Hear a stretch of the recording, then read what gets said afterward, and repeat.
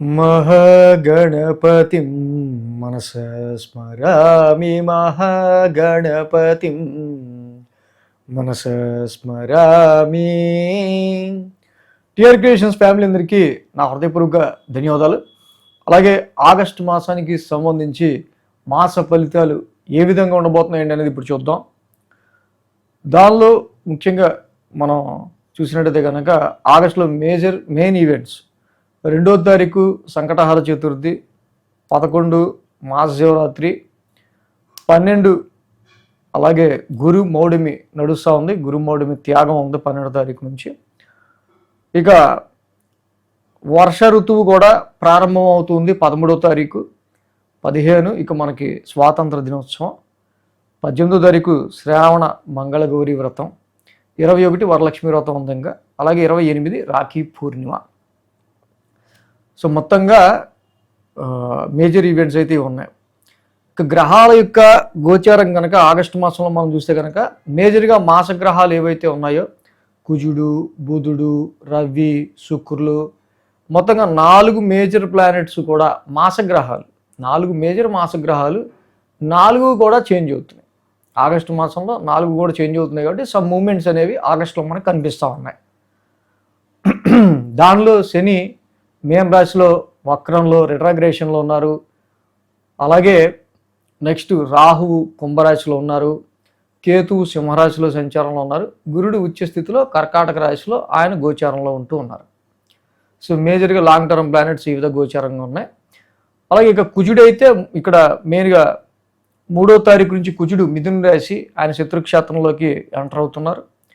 బుధుడు మొత్తం 3 రాశులు మారుతున్నారు. 3వ తారీఖున మిథునంలోకి, తర్వాత మళ్ళీ 6వ తారీఖున మిథున నుంచి కర్కాటకంలోకి వస్తున్నారు. మళ్ళీ కర్కాటకం నుంచి సింహంలోకి 17వ తారీఖు వెళ్తున్నారు. ఇక అదేవిధంగా రవి యొక్క సంచారం కూడా చూస్తే ఆగస్టు 17 వరకు ఆయన కర్కాటక రాశిలో, ఆగస్టు 17 నుంచి సింహరాశి స్వక్షేత్రంలో ఆయన సంచారం నడుస్తూ ఉంది. సో ఈ విధమైన గ్రహస్థితి ఆధారంగా ద్వాదశ రాశుల వారికి సంబంధించి ఆగస్టు మాస ఫలితాలు ఏ విధంగా ఉండబోతున్నాయి అనేది మనం ఇప్పుడు చూద్దాం.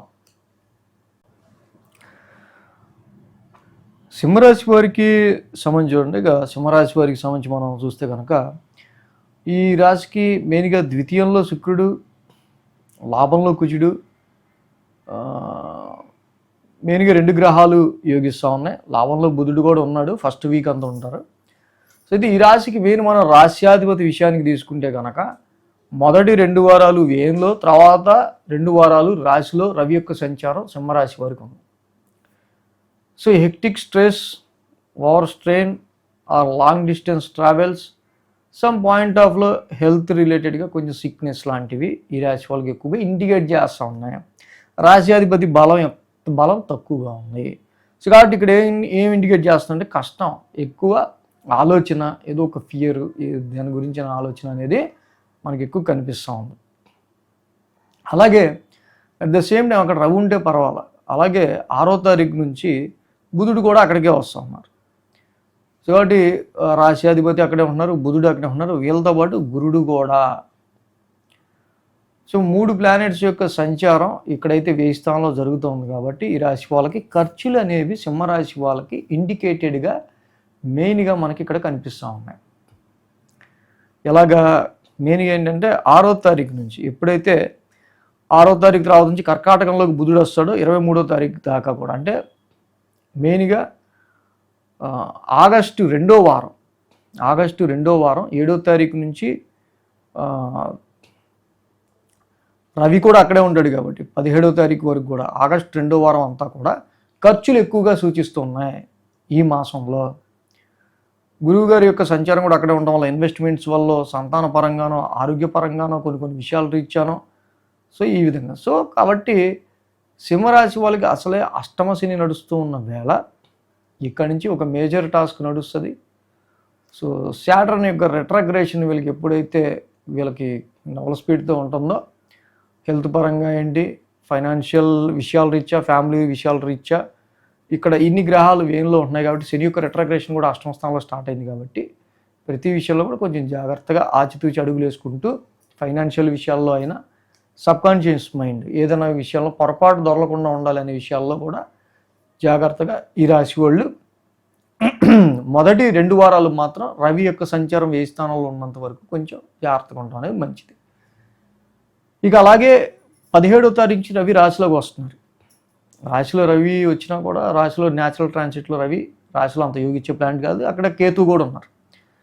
సో అక్కడే మీకు ఏదో మీ ఐడెంటిటీకి సంబంధించో హెల్త్కి సంబంధించిన విషయాల్లోనో కాన్ఫిడెన్స్ లెవెల్స్కి సంబంధించో ఈ హెడ్లెస్ ప్లానెట్ కేతుతో ఎప్పుడైతే రవి కలిసి ఉంటాడో దీనివల్ల వీటి విషయాల్లో మీకు సమ్ డిమోటివేషన్ లాంటివి హెల్త్ అండ్ ఐడెంటిటీ విషయాల్లో కలిగే ఆస్కారాలు ఎక్కువ ఉన్నాయి.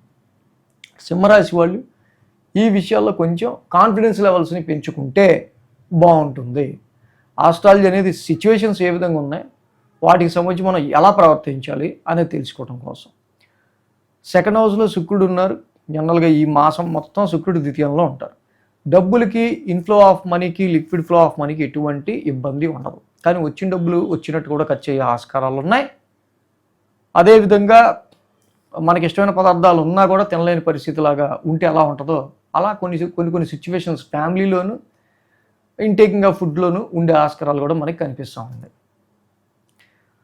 సో అలాగే ఈ రాశికి మెయిన్ సప్తమ రాహు సంచారం జరుగుతూ ఉంది, ఖర్చులు పెరుగుతున్నాయి, అష్టమ శని నడుస్తుంది. వ్యాపారంలో కూడా తీసుకునే డెసిషన్స్ వైజ్గా ఇందాక చెప్పుకున్నట్టు ఆగస్టు 2వ తారీఖు కొంచెం జాగ్రత్తగా డెసిషన్స్ తీసుకోండి. మ్యారిటల్ లైఫ్లో మ్యారేజ్ మ్యాచెస్ చూసే విషయాల్లో కూడా కొంచెం జాగ్రత్త వహించడం అనేది మంచిది. దేనిలో ఇన్ని గ్రహాలు ఉన్నాయి కాబట్టి నెగిటివే అని చెప్పి మనం పెట్టుకోవడానికి లేదు.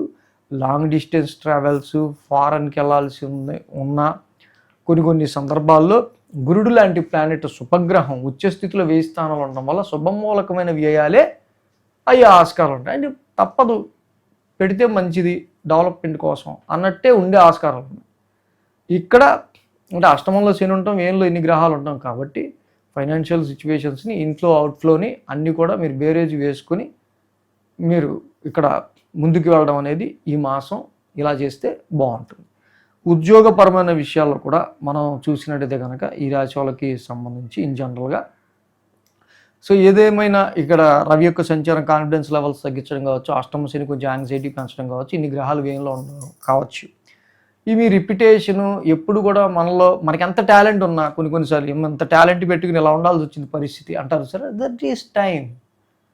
బట్ ఇక్కడ ఏంటంటే అష్టమ శనికి తప్పకుండా ప్రతి శనివారం తైలాభిషేకం చేసుకుంటూ వెళ్ళటం, రాశ్యాధిపతి రవి వ్యయంలో ఉన్నందుకు కేజింపావు గోధుమలు ఒక రెడ్ క్లాత్ చక్కగా మీరు దానం చేసుకోవటం ఆదివారం.